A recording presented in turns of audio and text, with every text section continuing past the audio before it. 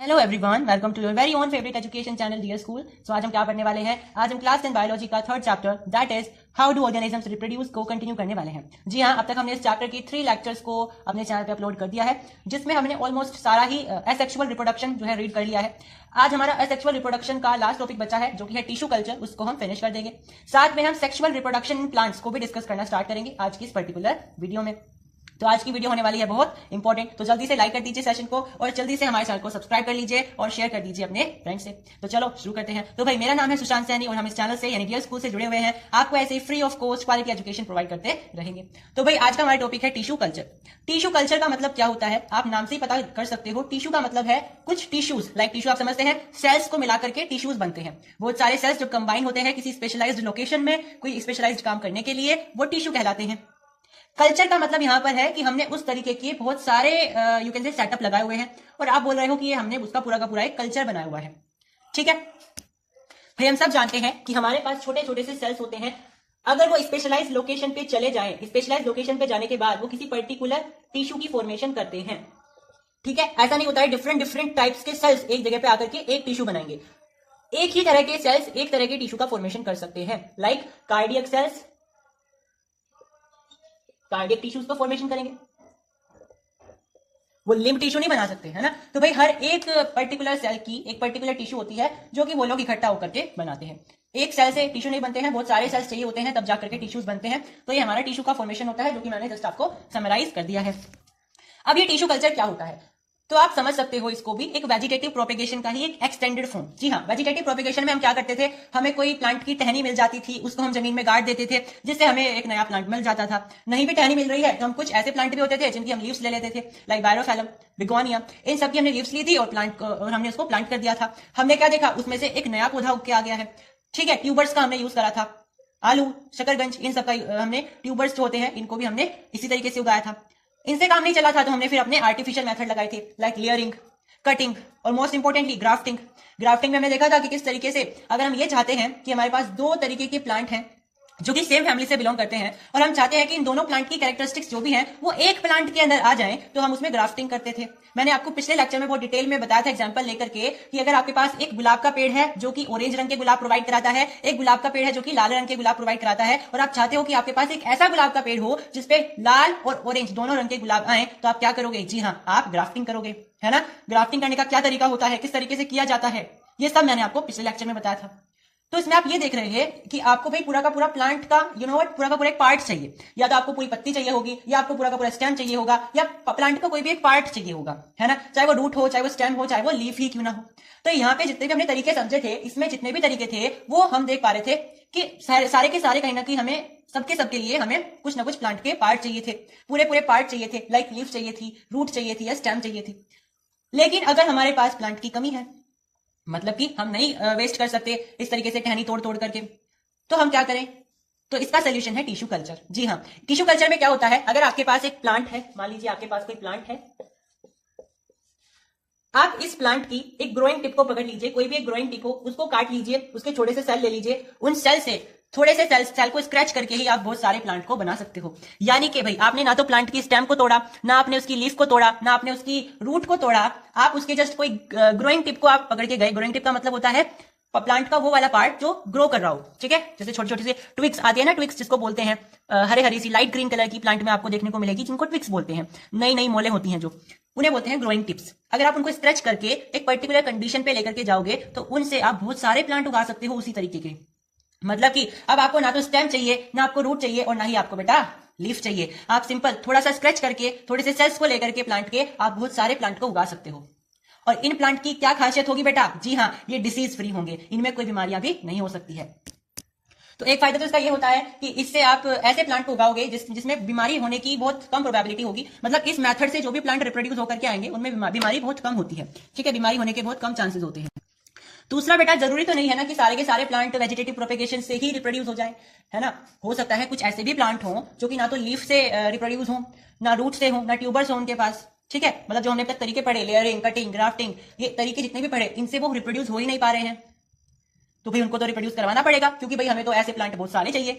तो ऐसे में हमारा एक लोता सोल्यूशन बचता है, that is tissue culture. Tissue culture के मेथड से हम ऐसे प्लांट को भी रिप्रोड्यूस करा सकते हैं जो जिनके पास ना तो सीड होते हैं पर्टिकुलरली, ना उनके पास हम मतलब ना तो उनके रूट से हम ऐसे ही प्लांट को जनरेट कर सकते हैं, ना लीफ से कर सकते हैं, ना रूट से कर सकते हैं, ना सीड से कर सकते हैं। ठीक है, तो ऐसे में हमारे पास एक मेथड होता है जिसका नाम है टिश्यू कल्चर, जिसकी मदद से हम ऐसे प्लांट्स को उगा सकते हैं। ठीक है, तो चलिए डेफिनेशन को पढ़ते हैं। The production of new plants from a small piece of plant, यानी कि एक स्मॉल पीस ऑफ प्लांट, एक प्लांट के छोटे से हिस्से से, अब वो छोटा सा हिस्सा ना बेटा सेल्स भी हो सकते हैं, छोटा सा आपने स्क्रैच करोगे आप तो वो सेल्स भी होंगे। ठीक है, तो छोटे से हिस्से को आपको लेना है प्लांट के, आपको वो हिस्सा कहां से लेना है, ग्रोइंग टिप से लेना है, जैसा कि मैंने आपको बताया था।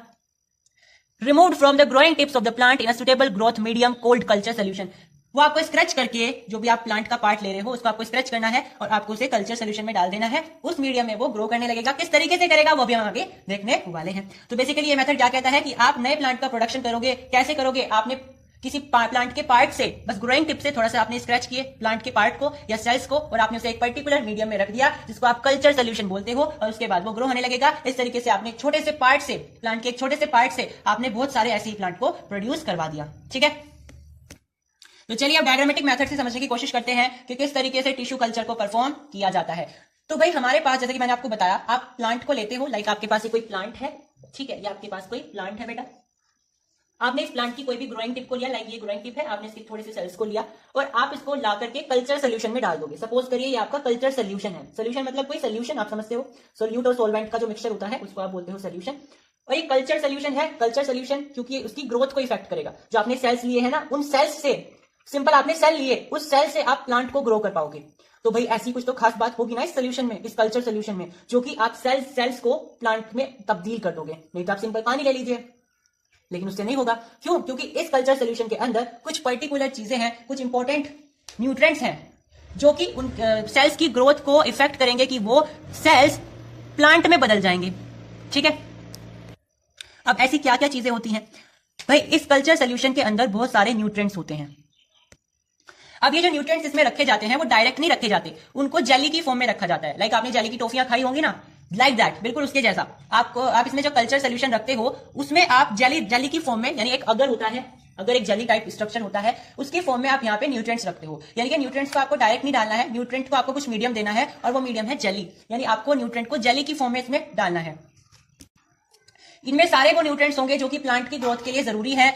इसके अंदर वो सारे बाकायदा सारे न्यूट्रिएंट्स में प्रोवाइड किए जाएंगे कल्चर सोल्यूशन में। इसीलिए ये कल्चर सोल्यूशन इतना इंपॉर्टेंट है। नहीं तो हम फिर कोई भी सोल्यूशन ले लेंगे, है ना, चीनी का घोल बना लेंगे, ठीक है, नमक का सोल्यूशन बना लीजिए, लेकिन वो नहीं होगा। क्यों? क्योंकि भाई इस कल्चर सोल्यूशन में आपको वो सारी फैसिलिटीज दी जाएंगी प्लांट के सेल्स के लिए, जो कि इन प्लांट के सेल्स को आने वाले समय में प्लांट में तब्दील कर देगा, बाकायदा प्लांट बना देगा उन्हें। ठीक है, अब देखो, ना तो हमने इसमें कोई काटा पीटी करी, बेचारे प्लांट को कोई नुकसान भी नहीं किया, बिल्कुल छोटी सी उसकी कोई चोंच होगी जो कि ग्रोइंग टिप होगी, हमने उसको थोड़ा सा स्क्रैच करा, उसको इस कल्चर सोल्यूशन में डाल दिया। इससे प्लांट भी ऐसा ही रहेगा, उस पर भी कोई इफेक्ट नहीं पड़ेगा। ठीक है, ना हमने किसी की पत्ती तोड़ी, ना हमने किसी की स्टेम तोड़ी, ना हमने इसकी रूट को तोड़ा, है ना। समझ रहे हो ये कितना इंपॉर्टेंट मेथड होता है।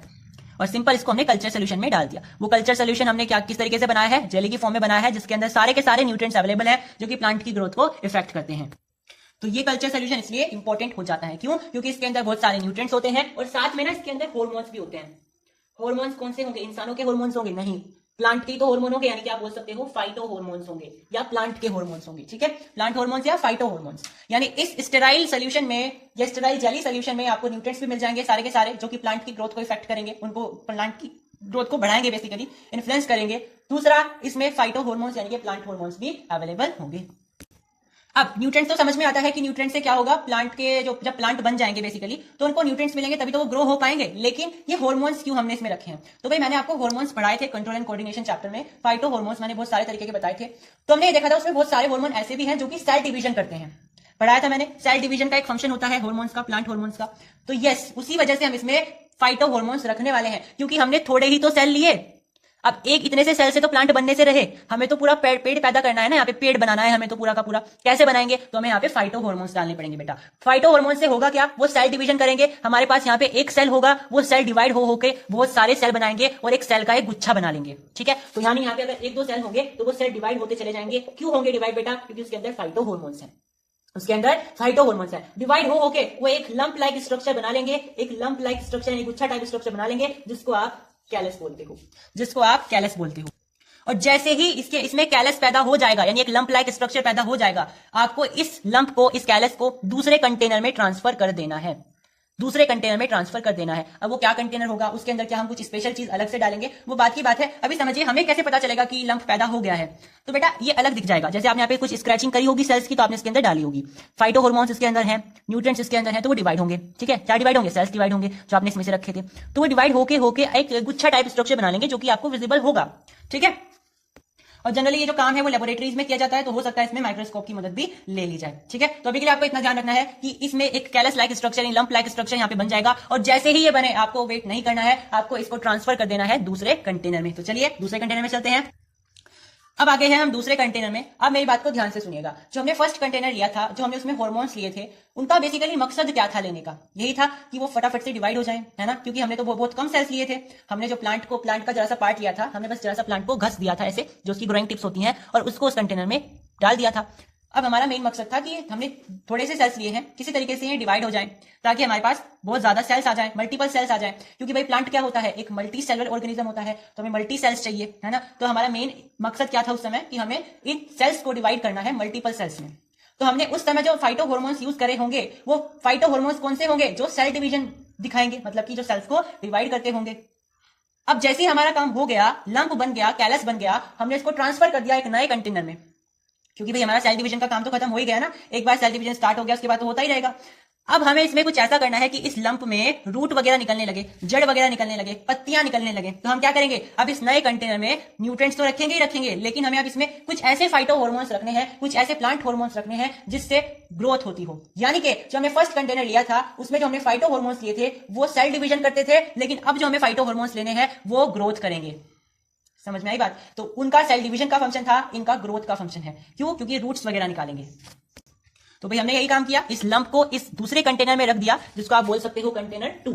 ठीक है, कंटेनर 2 में हमने इस कैलस को रखा, इसमें हमने कुछ ऐसे फाइटो हार्मोन्स यूज करे जिससे इस कैलस के नीचे रूट्स वगैरह आने लगे। तो क्या होगा, थोड़े समय बाद इसके नीचे छोटी छोटी सी रूट्स आने लगेंगी। अब जरूरी नहीं है यहाँ पे एक कैलस बना है तो एक ही कैलस बनेगा, मैंने एग्जाम्पल से समझा है, ऐसे बहुत सारे कैलस बन सकते हैं। ठीक है, तो देखो हमने थोड़ा सा ही प्लांट पे स्क्रैच किया था और हम इतने सारे कैलस यहाँ पे बना दिए। अब ये एक एक कैलस एक एक पौधे में बदल जाएगा, आगे देखते जाओ। अब जैसे ही हमारा ये काम पूरा हो गया कि कैलस के नीचे रूट्स बनने लगी, तो हमें फिर से इंतजार नहीं करना है, उसको हमें ट्रांसफर कर देना है अब तीसरे कंटेनर में। जी हाँ, अब आगे है तीसरे कंटेनर में। अब तीसरे कंटेनर में भी हमें वही काम करना है, स्टेराइल जेली लेनी है जिसमें हमें फाइटो हार्मोन्स ही रखने हैं। लेकिन अब फाइटो हार्मोन्स हमें कौन से रखने पड़ेंगे बेटा, दिमाग लगाओ। हमने सबसे पहले सेल डिवीजन लगाया, सेल डिवीजन के लिए हमने अलग से फाइटो हार्मोन्स यूज करे। फिर हमारा मेन मकसद था कि हम इसके नीचे रूट्स बनाएं। ठीक है, रूट्स बनाने के बाद हमारा मेन मकसद क्या होगा, हम इसका शूट सिस्टम भी डेवलप करें, यानी पत्तियां, टहनियां, ये सब भी डेवलप करें। तो अब हमें इसके अंदर ऐसे फाइटो हार्मोन्स, ऐसे प्लांट हार्मोन्स रखने पड़ेंगे जो कि इसके शूट सिस्टम को डेवलप करें, जो कि इसके शूट सिस्टम को डेवलप करे। शूट सिस्टम क्या होता है, जी हाँ, रूट के ऊपर वाला हिस्सा जिसमें टहनियां आती हैं, पत्तियां आती हैं, ब्रांचेस आते हैं, ये सब चीजें। ठीक है, तो हमें अब इसका शूट सिस्टम भी डेवलप करना है। इसके लिए अब हम इस जेली में ऐसे फाइटो हार्मोन्स रखेंगे जो कि इसकी शूट सिस्टम को ग्रो करेंगे। और न्यूट्रिएंट्स तो है ही बेटा, न्यूट्रिएंट्स तो आपको रखने ही रखने हैं। तो आपने क्या किया, अब इसको आपने इस कैलस को, ये कैलस क्या है, अब इसके ऊपर रूट्स हैं, क्योंकि सेकंड कंटेनर में जब हमने फाइटो हार्मोन्स रखे थे तो हमने ऐसे फाइटो हार्मोन्स रखे थे जिससे इस कैलस के नीचे रूट्स आ गई थी। तो अब इसके नीचे रूट्स आ गई हैं। जब आप इसको थर्ड में रखोगे, जैसे ही रूट्स आएंगे आपको इसका कंटेनर बदल देना है। अब थर्ड कंटेनर में जब आप रखोगे तो इसके नीचे रूट्स होनी चाहिए। ठीक है, अब आपको इसके अंदर जो स्टेराइल जेली है इसमें आपको कुछ ऐसे फाइटो हार्मोन्स रखने हैं जो कि इसके शूट सिस्टम को डेवलप करेंगे। ठीक है, तो अब आपने इसके अंदर शूट सिस्टम के लिए इसके अंदर डाल दिए हैं फाइटो हार्मोन्स। अब आप थोड़ी देर बाद, आई वुड नॉट से थोड़े दिन बाद, कुछ टाइम बाद, आई वुड से वो दिन भी हो सकते हैं, हफ्ते भी हो सकते हैं। ठीक है, तो थोड़े टाइम बाद इसके ऊपर शूट सिस्टम निकलने शुरू हो जाएंगे, यानी छोटे छोटे से आई वुड से प्लांटलेट्स निकलने शुरू हो जाएंगे, यानी कि यहाँ पे आपके प्लांटलेट्स बन जाएंगे। प्लांटलेट्स मतलब छोटे छोटे से प्लांट के, यू वुड से प्लांट का छोटा सा वर्जन, उसको आप प्लांटलेट्स बोलते हो। ठीक है, और जैसे ही आपके पास प्लांटलेट्स बन गए बेटा, तो किसका इंतजार करना है, इस पूरे के पूरे प्लांटलेट को निकालिए और एक गमले में रख दीजिए जिसमें मिट्टी है, अच्छी तरीके से आपका न्यूट्रिएंट्स है, खाद है, पानी है, सब कुछ अवेलेबल है। तो बस आपका काम खत्म। अब जितने भी इसमें ऐसे प्लांटलेट्स बनेंगे उन सबको आप अलग अलग गमले में लगा सकते हो। तो आप इसको ट्रांसफर कर दोगे कहाँ, अपने एक गमले में जिसमें ये ग्रो कर जाएगा, इस तरीके से, इस तरीके से। तो देखा आपने, हमने किस तरीके से प्लांट का एक छोटा सा ही हिस्सा लिया था और उसको हमने स्क्रैच करके एक कल्चर सोल्यूशन में डाला था, और हमने उससे, अब यहां तो मैंने आपको एक ही प्लांटलेट बना के दिखाया, ऐसे बहुत सारे प्लांटलेट बन सकते हैं। ठीक है बेटा, तो यानी हमने यहाँ पे प्लांट को नुकसान भी नहीं पहुंचाया, ना तो हमने प्लांट की पत्ती तोड़ी, ना हमने स्टेम तोड़ी, ना हमने रूट तोड़ी, हमने प्लांट के छोटे से हिस्से को स्क्रैच करके एक प्लांटलेट में तब्दील कर दिया। ठीक है बेटा, और अब ये धीरे धीरे एक प्लांट में बदल जाएगा। अब जनरली ये जो मेथड है टिश्यू कल्चर का, ये ऐसे प्लांट को डेवलप करने के लिए किया जाता है जो कि डेकोरेटिव होते हैं, क्योंकि जो डेकोरेटिव प्लांट्स होते हैं वो जनरली पत्ती से, स्टेम से, इन सबसे प्रोपेगेट नहीं होते हैं। दूसरा, इनके ऊपर बीज भी नहीं आते मोस्ट ऑफ द केसेस में। तो इन प्लांट को प्रोड्यूस करने का एक लौता तरीका बचता है, या एक बोल सकते हो बढ़िया तरीका है, क्योंकि इसमें आप प्लांट को नुकसान भी नहीं पहुंचा रहे हो और प्लांट को आप डिवाइड भी कर रहे हो एक तरीके से। तो जो आपके डेकोरेटिव प्लांट्स होते हैं उनके लिए जनरली ये मेथड अप्लाई किया जाता है, टिश्यू कल्चर। ठीक है, एग्जांपल इसके हो जाएंगे, ऑर्किड्स हो जाएगा, डहेलिया हो जाएगा, आपने सुना होगा। ठीक है, ऐसे बहुत सारे एग्जांपल अवेलेबल हैं। एक और इंपॉर्टेंट बात, टिश्यू कल्चर का दूसरा नाम होता है माइक्रो प्रोपेगेशन।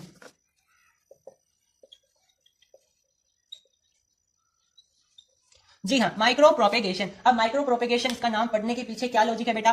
तो बेटा सिंपल सा लॉजिक है, आपने इसमें कुछ ऐसी चीजें ली थी ग्रोथ करने के लिए जो कि बहुत छोटी थी, माइक्रो थी, माइक्रोस्कोपिक थी, है ना। माइक्रो मतलब ऐसी चीजें जो माइक्रोस्कोप से देखी जाएं। तो आपने कुछ ऐसे सेल्स लिए थे, बिल्कुल आपने प्लांट को किस तरीके से स्क्रैच किया था बेटा, कि वो उसके बस ग्रोइंग टिप्स को आप स्क्रैच कर पाओ, उसके ग्रोइंग सेल्स को आप स्क्रैच कर पाओ, है ना। आपने बिल्कुल छोटे से प्लांट की जो ग्रोथ है, टिप है, उसको स्क्रैच करा था इस तरीके से, ताकि उसको नुकसान भी ना हो, उसके में थोड़े से सेल्स मिल जाए। देखिए कुछ इस तरीके से आप इसको समझ सकते हो। मैंने यहाँ पे एक प्लांट ले लिया है और आई होप कि आपको अच्छे से दिखाई दे रहा है।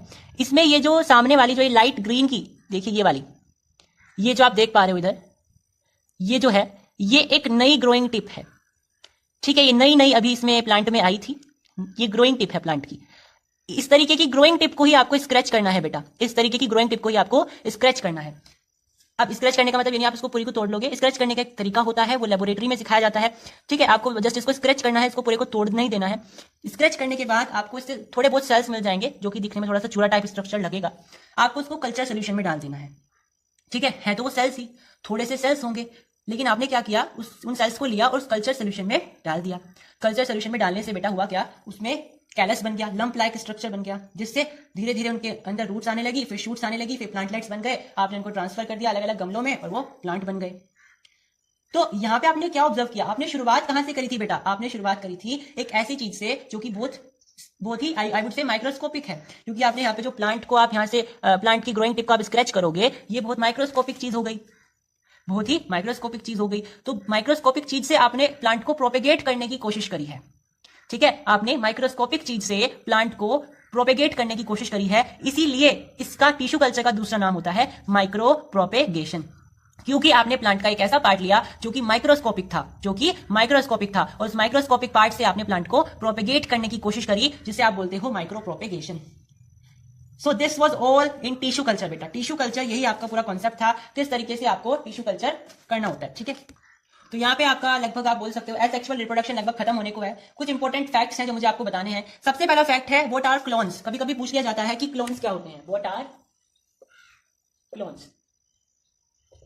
तो बेटा क्लोन्स वो होते हैं, वो ऑफस्प्रिंग्स होते हैं बेसिकली, जो कि एसेक्सुअल रिप्रोडक्शन से होते हैं, और क्योंकि वो एसेक्सुअल रिप्रोडक्शन से हैं तो उसमें एक ही पेरेंट इन्वॉल्व होता है।